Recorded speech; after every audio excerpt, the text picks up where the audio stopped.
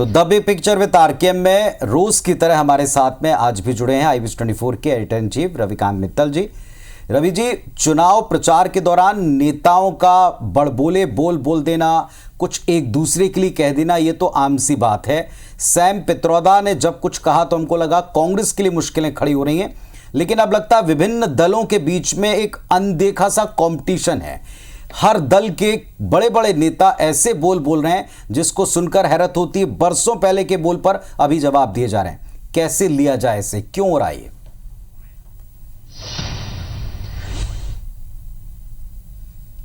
देखो पुनीत, लगता है कि जो आज का पूरा चुनाव प्रचार है वो बदजुबानी की भेंट चढ़ गया। भाई सबसे पहले तो कूदी, जो कि महाराष्ट्र में अमरावती हैं, उसकी सांसद और तेलुगु की अभिनेत्री रही हैं, पुरानी काफ़ी फेमस अभिनेत्री थी। वो आज गई हैदराबाद में चुनाव प्रचार करने और उन्होंने 12 साल पुराने अकबरुद्दीन ओवैसी के बयान का आज उन्होंने जवाब दिया कि भाई अगर तुमने 15 मिनट मांगे थे तो हमें 15 सेकंड दे दो। अब जब अकबरुद्दीन ओवैसी के ही बयान को किसी ने अप्रिशिएट नहीं किया था, तब भी ये कहा गया था कि ये किस तरह की भाषा है कि पुलिस अगर हट जाए और 15 मिनट अगर देख ले तो हम 25, जो भी उन्होंने बयान दिया था, जब उसको किसी ने भी उसकी सराहना नहीं की थी, उसके ऊपर केस भी हुआ था।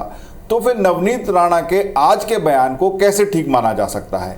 ये जो जिस तरह से भड़काने की भाषा है, इसका चुनाव प्रचार में कोई स्थान नहीं है। उसके बाद उनके बड़े भाई भी आ गए, उन्होंने भी उसमें कहा कि ठीक है, चैलेंज एक्सेप्ट कर लिया। तो ये कोई युद्ध, कोई मरने मारने की कंपटीशन थोड़ी ना चल रहा है। भाई चुनाव है, जनता अपने प्रतिनिधियों को चुनने के लिए ये चुनाव हो रहा है, ना कि कोई लड़ाई हो रही है। तो इस तरह की भाषा नहीं, जब तक ये चीज़ कम खत्म होती, उससे पहले ही महाराष्ट्र, अच्छा तीनों आज महाराष्ट्र से ही आए। वो महाराष्ट्र की जो शिव सैनिक है प्रियंका चतुर्वेदी, वो कूद पड़ी। अब उन्होंने बताइए, वहाँ के जो मुख्यमंत्री हैं एकनाथ शिंदे, उनके पुत्र हैं श्रीकांत शिंदे, जो वो भी सांसद हैं, वो कल्याण, महाराष्ट्र में कल्याण कॉन्स्टिट्यूंसी है, वहाँ से वो पिछली बार चुने गए थे। अब चूंकि एकनाथ शिंदे ने शिवसेना तोड़ के या छोड़ के अपनी सरकार बनाई, तो उन्हें कह दे जी उनके पुत्र के माथे पर लिखा हुआ है कि मेरा बाप तो गद्दार है। ये किस तरह की भाषा है भाई? आप इस तरह से कैसे बोल सकते हैं? और आप मतलब महाराष्ट्र में पढ़े लिखे लोग हैं ये, और इस पूरी आग में जो अंतिम आहुति देनी थी वो दिन खत्म होते होते संजय राउत ने दे दी। और संजय राउत ने तो जो भाषा बोली है वो मैं बोल नहीं सकता। उन्होंने कहा कि जिस तरीके से औरंगजेब गुजरात में पैदा हुए, उनकी कब्र उन्होंने महाराष्ट्र में खोद दी या उनको दफनाया गया, तो मोदी तुम समझ लो, मतलब उसके आगे मैं बोल नहीं सकता कि जिस तरीके का भाषा उन्होंने उपयोग किया, वो भी शिवसेना के हैं। अब ये इस तरह की भाषा चुनाव प्रचार में, मुझे लगता है कि चुनाव प्रचार जो है वो गर्त की तरफ जा रहा है। और पुनीत, ये ध्यान रखिए कि इस तरह की भाषा से कभी किसी को फायदा नहीं हुआ, ना ही सत्ता पक्ष ना ही विपक्ष। उनको इस तरह की भाषा का चुनाव प्रचार में उपयोग करना चाहिए। मेरा ये पक्के तौर से मानना है कि इससे किसी को भी इस तरह की भाषा पसंद नहीं आती। कोई इस चीज़ से उत्साहित नहीं होता, ना कोई कैडर उत्साहित होता है, ना समर्थक उत्साहित होते हैं। बल्कि अगर आप वीडियो देखोगे तो संजय राउत के पीछे जो लोग खड़े हुए थे, उन लोगों ने तक उनके इस भाषण को अप्रिशिएट नहीं किया। तो फिर इस बात की भाषा क्यों? अरे आप मुद्दे वो बोलिए जो जनता के भले के हों, जो जनता को बेहतर जीवन देने की आशा देते हों, बेहतर जीवन देने का एक रास्ता दिखाते हों। अगर इस तरह के मुद्दों पर बात हो तो ये जो चुनाव है थोड़ा सकारात्मक बनेगा और इससे कुछ ना कुछ निकल के आएगा और जनता को भी ऐसे मुद्दे मिलेंगे जिन पर वो अपने नेताओं को चुन सकें। बिल्कुल, जाहिर तौर पर रवि जी बहुत महत्वपूर्ण बात आपने कही कि राजनीतिक शुचिता की जरूरत हमेशा से महसूस की जाती रही। आरोप प्रत्यारोप का सिलसिला होना चाहिए, लेकिन बात मुद्दों पर हो। इस तरह के उल जुलूल बयान से जनता के बीच में गलत मैसेज ही जाता है। इन सब के बीच एक रिपोर्ट और आई है आज रवि जी, बीच चुनाव में आबादी को लेकर जिस तरह की रिपोर्ट आई, जिसमें यह बताया गया कि 65 साल में मुस्लिमों की आबादी बहुत ज्यादा बढ़ गई है, हिंदू की आबादी घट गई है। अब बीच चुनाव में जिस तरह की रिपोर्ट है, क्या ये संयोग माना जाए या कोई सियासी प्रयोग है?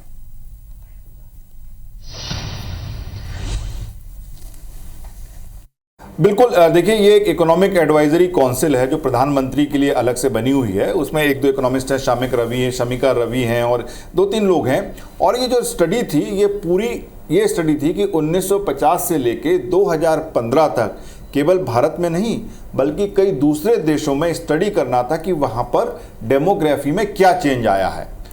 अब ये जो सिलेक्टिव लीक किया गया है चुनाव के बीच में कि हिंदुस्तान में मुसलमानों की संख्या बढ़ गई, करीब 43% के आसपास है, और हिंदुओं की घट गई 8%। तो ये जो फिर से एक नैरेटिव कोशिश की जा रही है हिंदू मुसलमान बनाने की, तो अब ये अजीब सी बात है। अरे भाई, आप चुनाव अच्छे मुद्दों पे लड़ो, जैसे मैं लगातार बोलता रहा हूं। और इस बार तो हितेश, ये जो मुद्दे हैं हिंदू मुसलमान, ये दोनों पार्टियां कर रही हैं जी। इसमें बीजेपी भी उतनी ही जिम्मेदार है जितनी कांग्रेस। तो ऐसा नहीं कहा जा सकता कि कोई एक जन इस चीज को बार बार ला रहा है। अगर कांग्रेस कुछ बोलती है तो बीजेपी उसका जवाब देती है, बीजेपी कुछ बोलती है तो कांग्रेस। अरे भाई, हिंदू मुसलमान की राजनीति अब इस देश में खत्म होनी चाहिए। हम सब इस देश के नागरिक हैं, जितना हमारा अधिकार है, जितना मुस्लिमों का अधिकार है, उतना हिंदुओं का और उनकी बाकी जातियों का भी अधिकार है। तो इस तरीके के सिलेक्टिव लीक जो हैं वो चुनाव के दौरान हो तो एक जरूर संदेह पैदा करते हैं कि इसका असल कारण क्या है, और असल कारण हम सबको समझ में आता है। तो अब देखते हैं कि इसमें आगे और क्या होता है। अभी तो पूरे 4 चरण बचे हैं और अभी देखने को मिलेगा कि किस किस तरीके की बातें आती हैं। वाकई, और अगले 4 चरणों में भी क्या इसी तरीके की लड़ाई में ही पूरा समय बिताने की योजना है, या वाकई वो सुनाया जाएगा, कहा जाएगा जो जनता चाहती है कि इस पर पार्टियां अपने विजन को रखें, अपने विजन पर बहस को करें। बहुत बहुत शुक्रिया रवि जी, आज के सिनेरियो पर, बिग पिक्चर पर बातचीत करने के लिए।